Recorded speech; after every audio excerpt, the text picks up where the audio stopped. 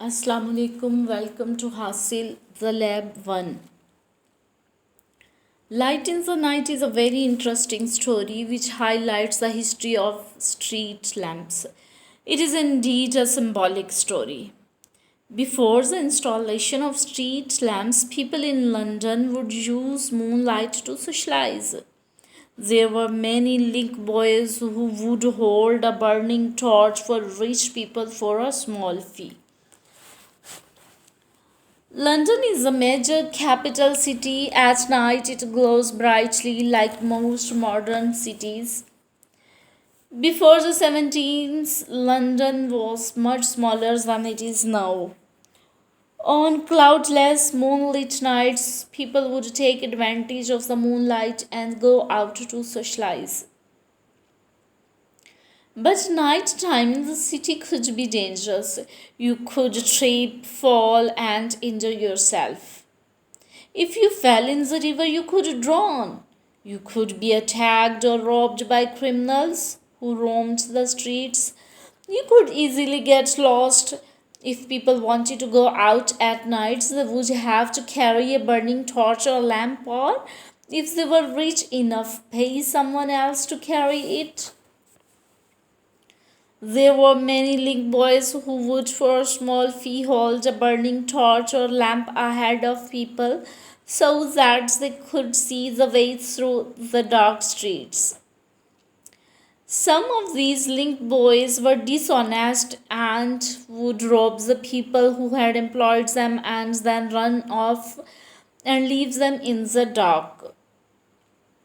By the early 70s, busy cities like London and Paris had street lamps in some areas. In Paris, which had street lamps before London, the first street lamps were actually lights placed in the windows of houses. Police enforced a law that said every house had to have a lamp burning in the window all night long. If the lamp went out, people would have to get up to relight it or face being fined. Some people started to offer their services as lamplighters. In return for payments, lamplighters would put up a lamp outside the house and make sure it was lit. The street lamps reassured people and made them feel safer. The authorities realized the benefits they brought and took over the installation and maintenance of them. All over Europe, the use of lampposts grew. In the 70s, London grew rapidly and became the world center of trade, manufacturing, and fashion. Business became important and lights were needed to keep the city working and entertaining in the light. By the late 70s, London had so many street lamps that visitors to the cities were amazed by them. The lamps were fueled by wax or oils that gave off an unpleasant smell and often dripped. Many people were employed as lamplighters because each lamp had to be lit by hand every evening. One German tourist visiting London in the 70s wrote in his diary, "As it was quite dark when I came back the first evening, I was astonished at the admirable manner in which the streets are lighted up. The bright lamps made the city seem exciting and lively. The lamps are so near each other that even on the most ordinary and common nights, the city has the appearance of a festive illumination." The lamplighters quickly became an important and valued part of society. This was because they often became a key figure in their communities. They would walk the same route twice a day, and as they checked, cleaned, fixed, lit, or put out the lights, they would notice what was going on around them. Many lamplighters helped to make their routes safer. Their job required energy, strength, agility, and reliability. They had to keep the lights clean, make sure the wicks were trimmed to the right length, light tens of lamps in the evening, and put them all out again in the morning.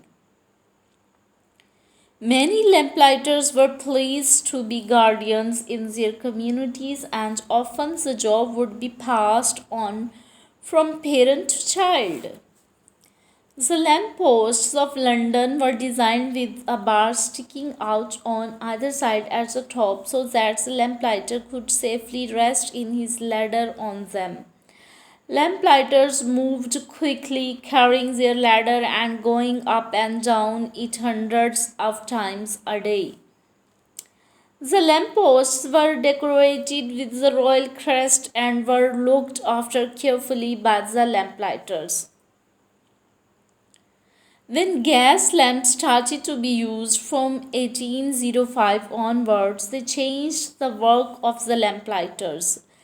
The gas lamps were much quicker to light and didn't require lots of the work like the oil lamps, such as changing the smelly oil and replacing and trimming wicks. Some of the lamplighters felt their job wasn't the same anymore. Charles Dickens captured this feeling in the story The Lamplighters. When one character talks about the change from oil to gas lamps, I foresee in this the breaking up of our profession. There's no more going around to trim by daylight, no more dribbling down of the oil on the hats and bonnets of ladies and gentlemen. When one feels in spirits, any low fellow can light a gas lamp.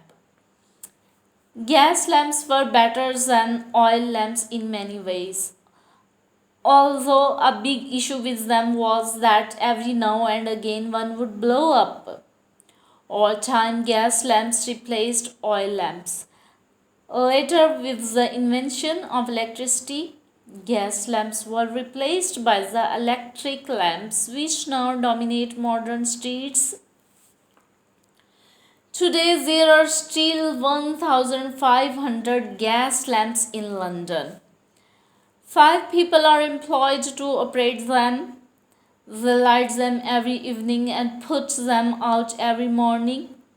These lights are carefully looked after because they are part of the city's history. Kensington Palace Gardens is the name of a long avenue in London.